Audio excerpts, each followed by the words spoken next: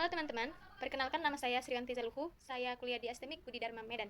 Di video ini saya akan menjelaskan tentang apa itu deadlock. Tapi sebelumnya, teman-teman jangan lupa subscribe, like, dan share video ini ya. Deadlock adalah suatu kondisi di mana dua proses atau lebih tidak dapat meneruskan eksekusinya oleh pemproses. Pada umumnya terjadi karena proses mengalami starvation, yaitu suatu job yang sedang dieksekusi, dan eksekusi job tersebut tidak ada hentinya atau bahkan tidak diketahui kapan berhentinya. Deadlock merupakan kondisi terparah karena banyak proses dapat terlibat dan semuanya tidak dapat mengakhiri prosesnya secara benar. Kondisi yang dapat menimbulkan terjadinya deadlock yaitu satu, mutual exclusion, yaitu apabila proses telah menggunakan suatu research, maka tidak boleh ada proses lain yang menggunakan research tersebut. Hanya satu proses yang dapat menggunakan sebuah research pada satu waktu. Yang kedua, hold and wait. Pada suatu proses sedang mengakses research, proses tersebut dapat meminta izin untuk mengakses research lain yang dipakai oleh proses lain. Yang ketiga, no preemption. Jika suatu proses meminta izin untuk mengakses research, sementara research tersebut tidak tersedia, maka permintaan izin tidak dapat dibatalkan.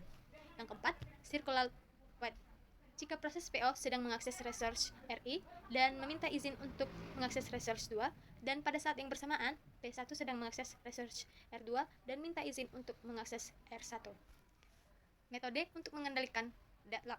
Yang pertama, menggunakan suatu protokol untuk meyakinkan bahwa sistem tidak akan pernah mengalami deadlock.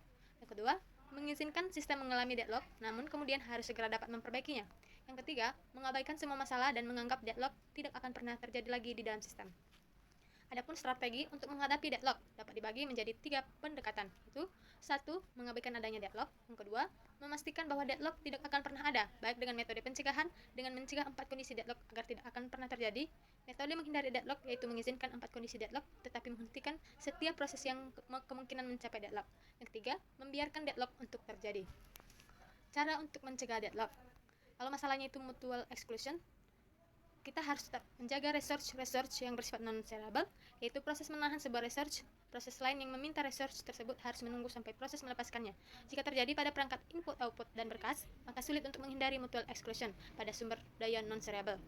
Yang kedua, untuk menghindari hold and wait, apabila suatu proses minta izin untuk mengakses suatu research, maka proses tersebut tidak boleh membawa research yang lainnya. Sebelum proses meminta research, maka harus melepas semua research yang dibawa. Yang ketiga, non-preemption. Jika suatu proses minta izin mengakses research, sementara research tersebut tidak dapat dipenuhi secepatnya, maka proses tersebut harus membebaskan semua research terlebih dahulu. Yang keempat, circular wait. Memberi nomor pada setiap research yang ada, dan setiap research yang hanya boleh mengakses research secara berurutan. Yang kelima, untuk menghindari deadlock, ikuti prinsip preemptif penghindaran deadlock.